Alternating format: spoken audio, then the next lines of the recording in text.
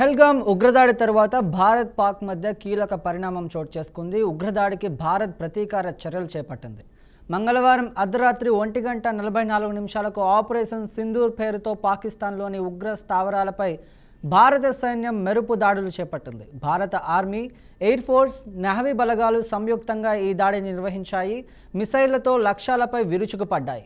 పాక్ ఆక్రమిత కాశ్మీర్తో పాటు పాకిస్తాన్లోని ఉగ్ర మౌలిక సదుపాయాలను ధ్వంసం చేశాయి. భారత్పై ఉగ్రదాడులకు కుట్ర పన్నినట్లు భావిస్తున్న మొత్తం 9 స్థావరాలపై ఆర్మీ దాడులు చేపట్టింది. పూర్తి ఖచ్చితత్వంతో దాడులు చేసినట్లు పేర్కొంది.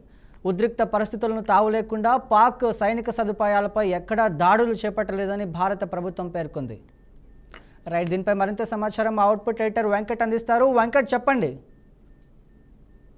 దానికి భారత ప్రభుత్వం భారతదేశం ప్రతీకార తీర్చుకున్నట్టుగా మనం భావించాల్సిన అవసరం ఉంది. ఎందుకంటే మిడ్నైట్ 1:05 భారత్ అటాక్ చేసింది. పాకిస్తాన్లో ఉన్నటువంటి ఉగ్రవాద స్థావరాలపై మొత్తం 9 స్థావరాలపై వైమానిక దాడులతో విరుచుకుపడింది. ఇందులో పెద్ద మొత్తంలో ఉగ్రవాదులు చనిపోయినట్టు కూడా ఇప్పటికే అధికారులు డిక్లేర్ చేశారు. కొద్దిసేపు క్రితమే మనకి విదేశాంగ శాఖ, అదేవిధంగా డిఫెన్స్ సంబంధించినటువంటి ఉన్నతాధికారులు ప్రెస్ మీట్ పెట్టి ఏ విధంగా జరిగింది, ఆపరేషన్ ఏ విధంగా జరిగింది, ఏ విధంగా ఎందుకు చేయాల్సి వచ్చింది, ఇవన్నీ కూడా క్లియర్ కట్ వివరాలు అందించారు. వాళ్ళు చెప్పిన ఇన్ఫర్మేషన్ ప్రకారం అడ్డగోలుగా పాక్ వ్యవహరించిన తీరు కావచ్చు, పహల్గామ్ దాడి అంటే భారత భూభాగంలోకి వచ్చి 26 మందిని పొట్టున పెట్టుకుంది. అంతేకాదు చేసిన తప్పును కవర్ చేసుకునే ప్రయత్నం చేస్తూ అంతర్జాతీయ వేదికలపై కూడా తప్పులు చెప్పింది, పచ్చి అబద్ధాలు ఆడింది.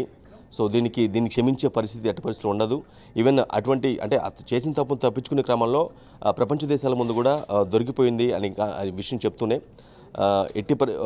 భారత యొక్క అంటే స్థిరంగా ఉన్నటువంటి భారత వ్యవస్థని దెబ్బతీసే కుట్రలో భాగంగానే ఈ విధంగా అటాక్ చేసినట్టుగా ఒక నిర్ణయానికి వచ్చామని తర్వాతనే డెసిషన్ తీసుకొని అంటే భారత ప్రభుత్వ ఆదేశాల మేరకు దాడులు చేసామని చెప్పారు. ఎగ్జాక్ట్గా 1:05 నుంచి అంటే 1:05 నుంచి 1:30 వరకు అంటే దాదాపు 25 నిమిషాల్లో అటాక్ మొత్తం కంప్లీట్గా 9 ఉగ్ర స్థావరాలపై భారత బలగాలు దాడులు చేశాయి. మొత్తం పెద్ద మొత్తంలో అంటే అఫీషియల్గా ఇంత సంఖ్య ఇంతమంది ఉగ్రవాదులు చనిపోయారని అఫీషియల్ ఫిగర్ అయితే ఇవ్వలేదు. బట్ పెద్ద మొత్తంలో అంటే పెద్ద సంఖ్యలో ఉగ్రవాదులు చనిపోయారు. వీళ్ళందరూ కూడా పాకిస్తాన్ ప్రభుత్వానికి అండగా, పాకిస్తాన్ ఆర్మీకి అండగా ఉన్నటువంటి ఎవరైతే ఉగ్రస్థావరాలు ఏవైతే ఉన్నాయో లష్కరే కావచ్చు, జైషే మహమ్మద్ కావచ్చు, లష్కరే తోయిబా కావచ్చు, కొన్ని ఉగ్రవాద సంస్థలు టీఆర్ఎఫ్ కావచ్చు, ఇవన్నీ కొన్ని ఉగ్రవాద సంస్థలు ఇవన్నీ కూడా ఇప్పుడు ధ్వంసమైనటువంటి 9 టార్గెట్లో కూడా ఉగ్రవాదులు మాత్రమే ఉన్నారని చాలా స్పష్టంగా క్లియర్ కట్గా చెప్తున్నారు. పాకిస్తాన్ పౌరులకి అంటే ఆ దేశ పౌరులకి ఎటువంటి ప్రాణ నష్టం జరగకుండా, ఎటువంటి ఇబ్బంది కలగకుండా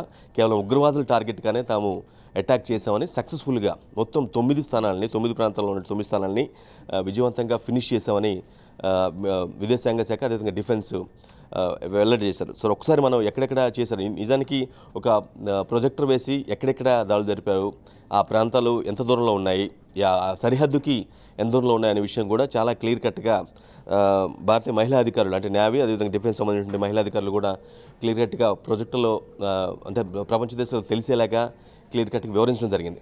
రైట్, ఫస్ట్ బహవాల్పూర్ అంటే బహవాల్పూర్ అనే ప్రాంతంలో ఉన్నటువంటి 100 కిలోమీటర్ల లోపల ఉన్నటువంటి ఒక ఉగ్ర స్థావరాన్ని ధ్వంసం చేసినట్టుగా చెప్పారు. అదేవిధంగా మురుద్కే, ఇది ఆ మురుద్కే అనే ప్రాంతానికి 30 కిలోమీటర్ల దూరంలో ఉన్నటువంటి ఒక ఉగ్రవాద స్థావరాన్ని బ్లాస్ట్ చేయడం జరిగింది. గుల్పూర్ అనే ప్రాంతంలో ఉన్నటువంటి ఉగ్రవాద స్థావరం, ఇది ఆ స్థావరం 35 ఈ ప్రాంతంలో ఉన్నటువంటి ఈ ప్రాంతం నుంచి 35 కిలోమీటర్ల లోపల ఉంది ఉగ్రవాద స్థావరం, దీన్ని కూడా స్మాష్ చేశారు. అలానే సవాయి క్యాంప్ అనేది ఆ ప్రాంతం నుంచి ఆల్మోస్ట్ 30 కిలోమీటర్ల దూరంలో ఇంకొక టెర్రరిస్ట్ క్యాంప్ ఉంది, దాన్ని కూడా మట్టుబెట్టారు. Next Bilal camp, exact location ఇది డిస్టెన్స్ స్పెసిఫైడ్ లొకేషన్ ఇవ్వలేదు, బట్ కోట్లీ క్యాంప్ ఒకటి ఉంది. కోట్లీ క్యాంప్ అంటే కోట్లీ అనే ప్రాంతంలో 10 కిలోమీటర్ల లోపల ఒక ఉగ్రవాద స్థావరం ఉంది, దాన్ని కూడా ధ్వంసం చేశారు. ఇక బర్నాలా క్యాంప్, ఇది 10 కిలోమీటర్లు, ఈ బర్నాలా క్యాంప్ అనే ప్రాంతానికి 10 కిలోమీటర్ల లోపల ఇంకో టెర్రరిస్ట్ గ్రూపు ఆవాసం ఏర్పాటు చేసుకొని భారత్పై కుట్రలు పడే ప్రయత్నం చేస్తుంది. సో దాన్ని కూడా స్మాష్ చేయడం జరిగింది. సర్జాల్ క్యాంప్ ప్రాంతానికి 8 కిలోమీటర్ల లోపలికి వెళ్ళినట్లయితే ఈ ఉగ్రవాద స్థావరం కనిపించింది.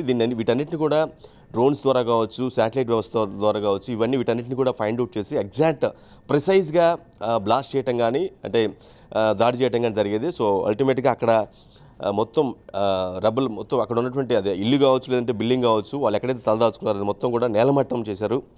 నెక్స్ట్ మెహమూనా క్యాంప్, ఈ క్యాంపు అంటే ఈ ప్రాంతానికి 15 కిలోమీటర్ల లోపలికి ఉంది. సో దీన్ని కూడా ధ్వంసం చేశారు. సో ఓవరాల్గా 9 స్థానాలు ఏదైతే టార్గెటెడ్గా అనుకున్నారో వీళ్ళంతా కూడా అక్కడ ఉన్నది మొత్తం కూడా ఉగ్రవాదులే.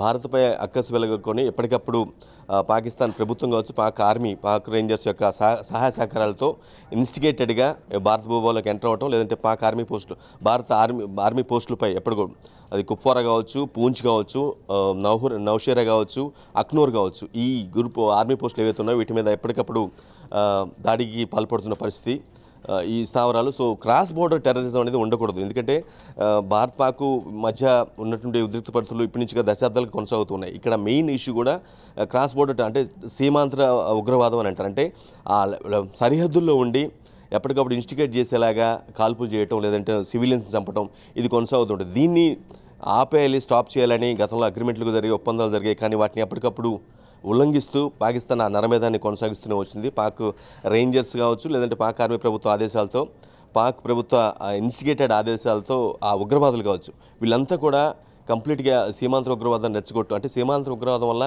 ఎంతమంది చనిపోయారు, ఎంతమంది సైనికులు చనిపోయారు అనే విషయం కూడా నెంబర్తో సహా ఈ నేవీకి సంబంధించిన అధికారులు కావచ్చు, లేదంటే ఇప్పుడు పెట్టినట్టు బ్రీఫింగ్ ఏదైతే ఉందో ఆ బ్రీఫింగ్ సంబంధించి క్లియర్ కట్గా అందులో చెప్పడం జరిగింది. ఒక అఫీషియల్ సీమాంతర ఉగ్రవాదం వల్ల రఫ్గా 650 మంది సైనికులతో పాటు 350 మంది పౌరులు కూడా చనిపోయారు.